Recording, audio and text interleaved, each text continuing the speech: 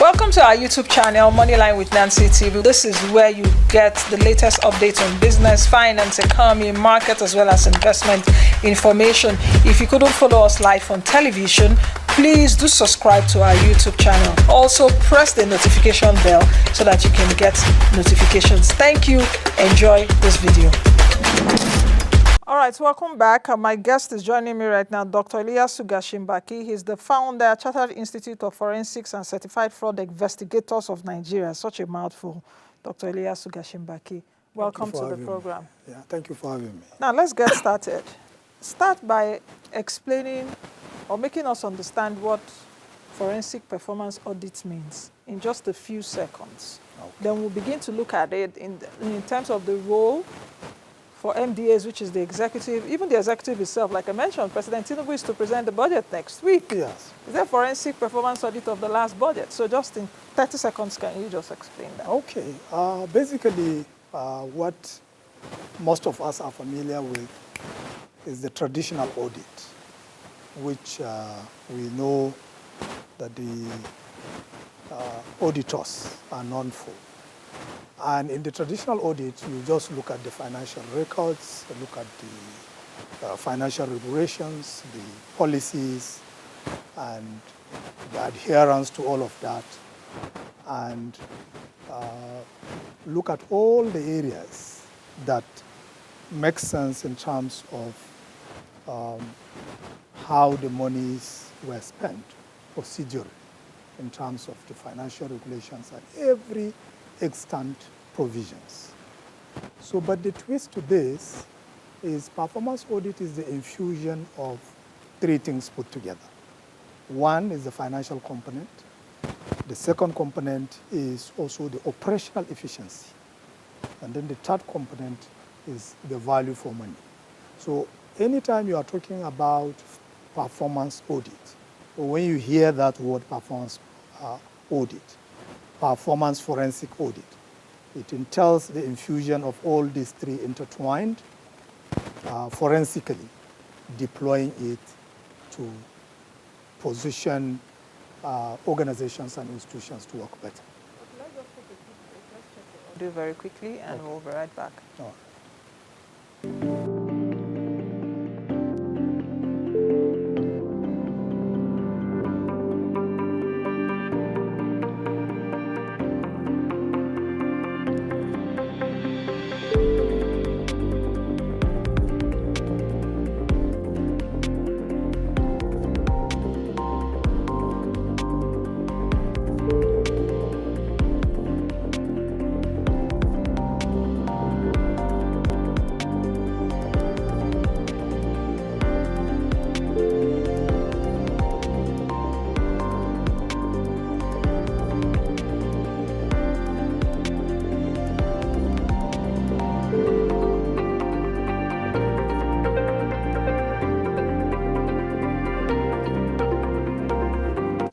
All right, Dr. Gashinbaki is still with me, and we're talking about forensic performance audits, or is it performance forensic audits? Which one now? Yes, forensic performance audit. Okay. Yes. All right. So whichever way is still okay. It's still tenable. Yes. So essentially, what that means is the infusion of the traditional financial audit with value for money and operational efficiency. All this tied together gives you what forensic performance audit seek to achieve. Because the traditional audit just looks at the policies, regulations, the extant laws, to see the extent of compliance and how, whether the books of accounts are kept in a fair and proper view in accordance with accounting policies and standards. Okay. But the forensic aspect goes through a deep dive beyond the numbers to look at operational efficiency, to look at a component of value for money, to look at the financial infusion as to the quantum of money that has been infused to drive the efficiencies that is required operationally for any institution to run optimally.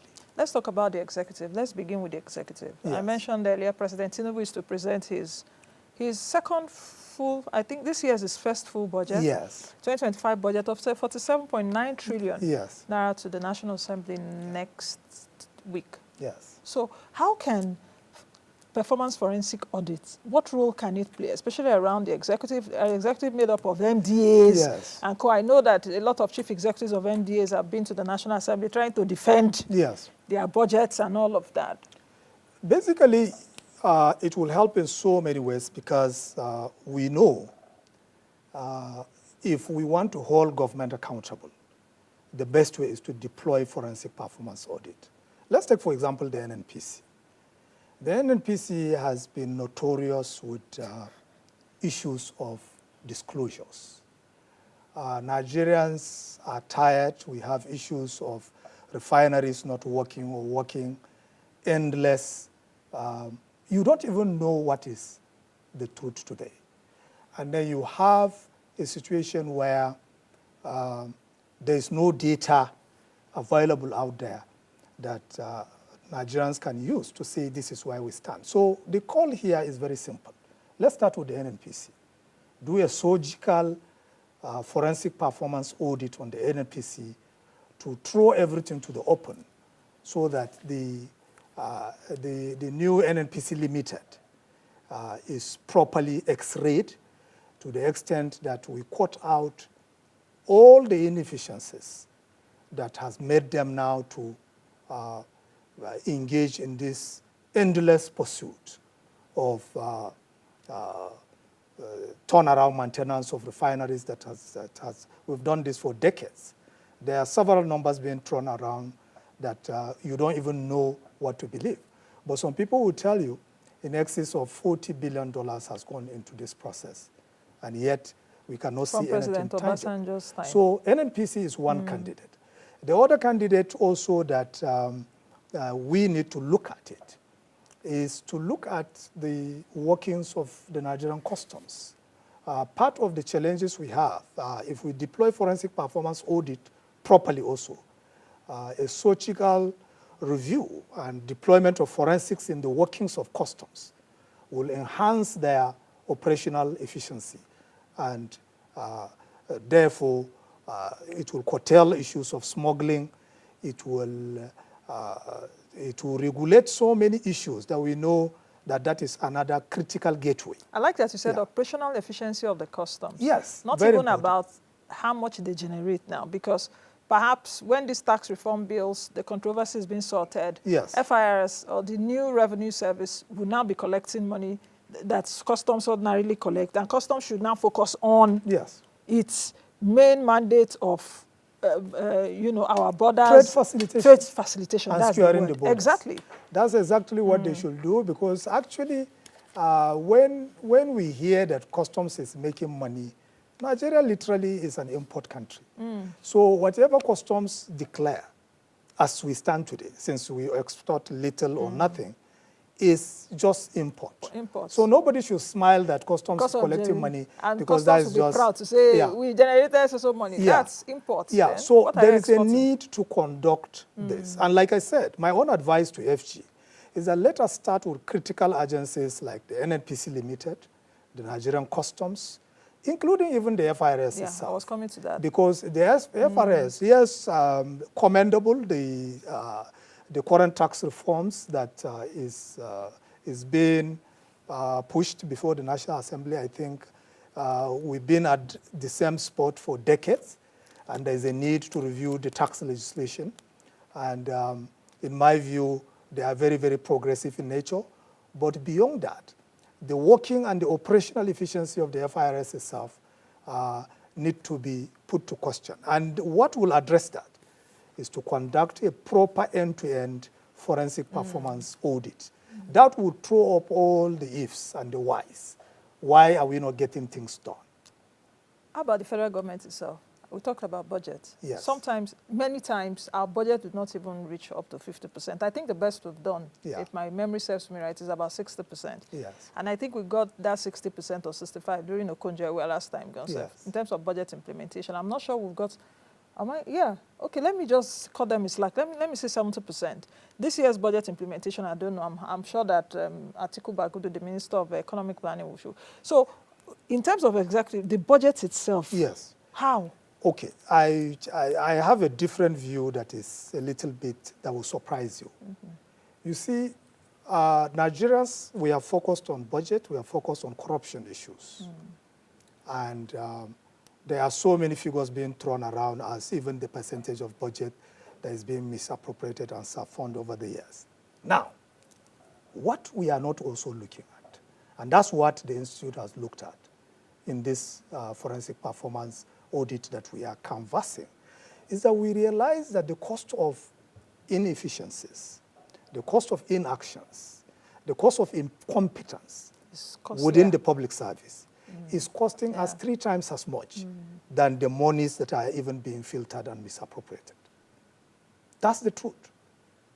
The surprising outcome of some of the reviews that we have done in the Institute was that we found out that even if, okay, what is the proposed 2025 budget? 47 trillion. Okay, round it to 50 trillion. Assuming not a dime is misappropriated, assuming all the 50 trillion as budgeted, we get all the revenues to fund the budget, which means Nigeria is able to generate revenue of 50 trillion next year to fund its activities.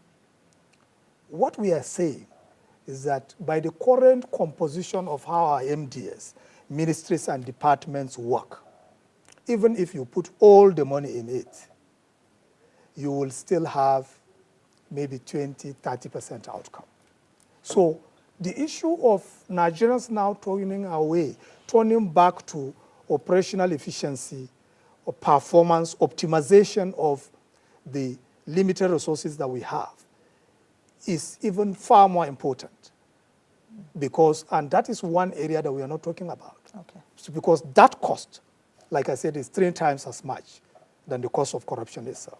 Let's talk about the legislative arm, which is another very important arm, because this legislative arm of government have been accused of being a rubber stamp. Yes. Rubber stamp arm of government, that anything President Tinubu wants, they, they answer him. But how can forensic performance audit measure, the effectiveness of legislative activities, such as perhaps the number of bills that are passed, the quality of the legislation itself? Yes. How can this process improve governance? Then another thing I'm also interested in is to evaluate the timeline of legislative actions. Yes.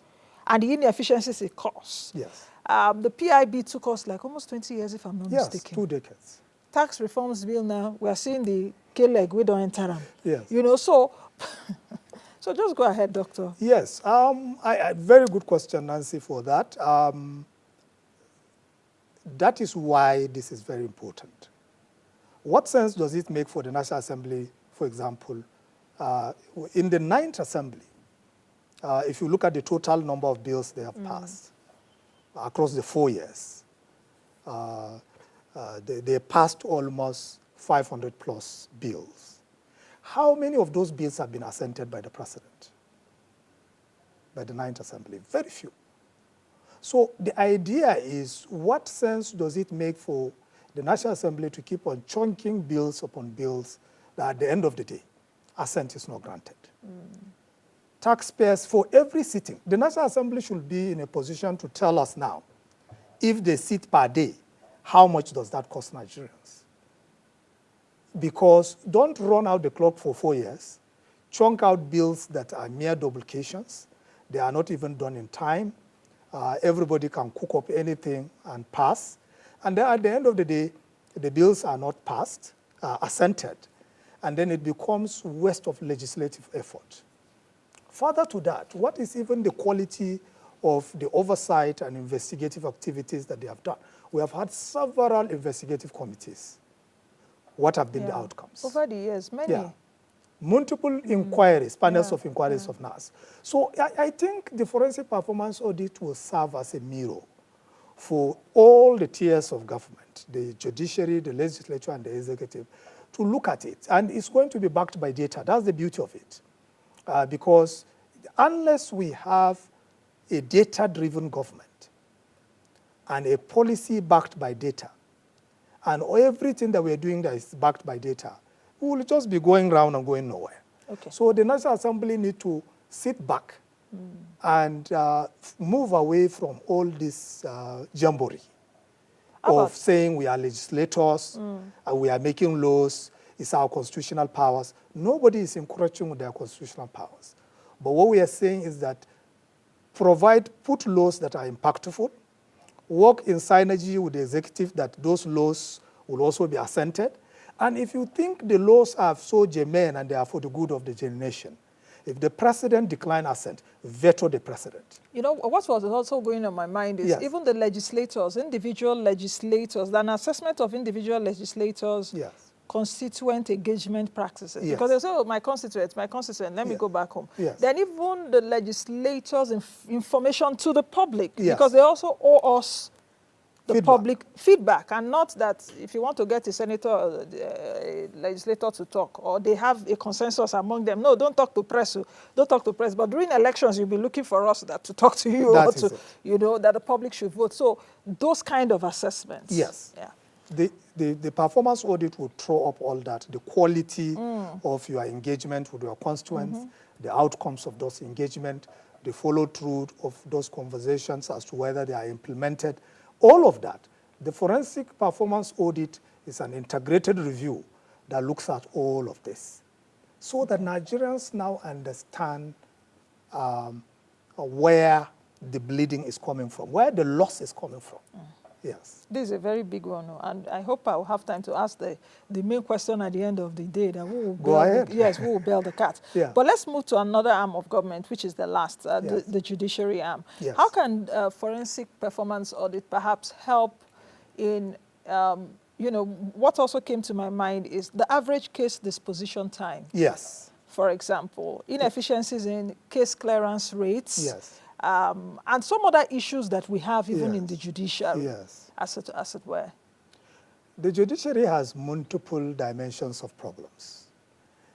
In as much as the judicial officers, they are the ones in the limelight because they are the judges. But in the judiciary, there is also the non-judicial officers, the registrars, the people that run the courts. The racketeering in the judiciary is in two folds. And by the time you do a surgical forensic performance audit of the judiciary, you realize that all those lags that you have, cases being delayed, justice is not being dispensed, judgments are allegedly bought, all those things are sequenced and they are all intertwined.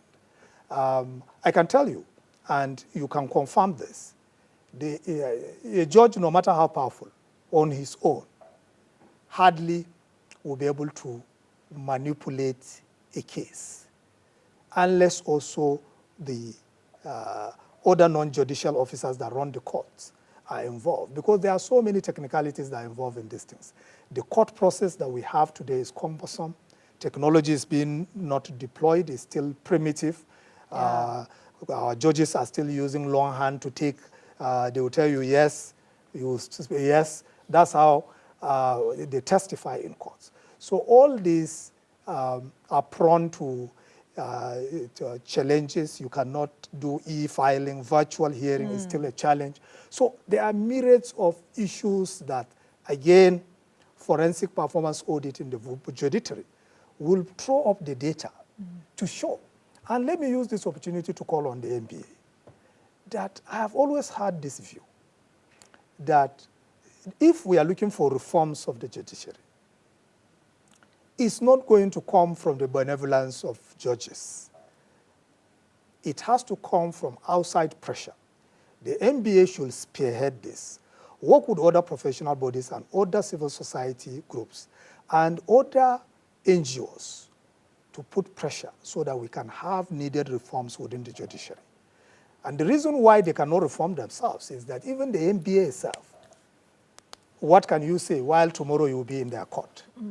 You understand? Yes, I do. So that pressure needs to be galvanized outside, and then that is how reforms will come as far as judiciary is concerned. To enhance court productivity on every side. That is it. As it were. Because our accelerate court processes, deposition of cases, accelerated adjudications. So all that need to be there's also the question of, sorry to cut you short, the question of accountability and transparency in running the resources around the judicial process. That's true. That's true. Yeah, so. Because if we look at the budget that goes to the judiciary, and even the 3 tiers of government, at the end of the day, you look at the financial resources vis-a-vis the output is something that begs the people to question. And if we have the relevant data through forensic performance audit, we'll now be able to question. I'll take you further. Leave the judiciary alone. If you look at even educational institutions, we have institutions that have been around for decades or probably more.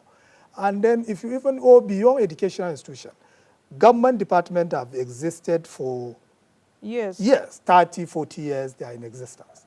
If you look at the quantum resources that have gone to those departments and agencies, and what have they actually done in accordance to their mandate and function? Commensurate to what they've Commensurate to that. Yes. It's nothing to show for it. Okay. Yeah. Let's just take a few seconds and with this that we've talked about now, like I mentioned, who will bail the cat? Is it like your institute, or how will we begin to get this done? There's an auditor general. Yes. Too, of course, that's traditional one. Yes. There's an accountant general because they also processes, but how do we get this done? 30 seconds? Yeah, the way to get this done is twofold. First, the institute is there to work with the federal government and the subnationals, and including the local government, to support this process. Any of the tiers of government that is interested in this, the institute pro bono will give this support to ensure that it's instituted. That's one. The second angle is also, this is to all Nigerians. We need to make sure that henceforth, the people that will get into governance, because the biggest challenge of Nigeria is that we have a bunch of incompetent and unproductive elites in power. And therefore, that needs to change. Our selection and recruitment process has to be on merit. No, anyway, I don't want to elongate the program further than this because I wanted to ask another question, but let's leave it at that. We'll continue another day.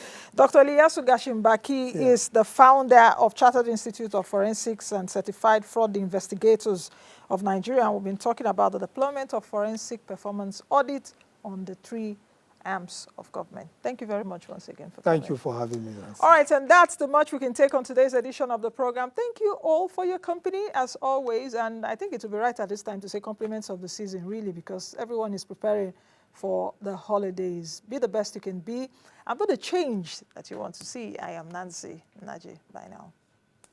Thank you for watching. In case this is your first time watching us, thank you.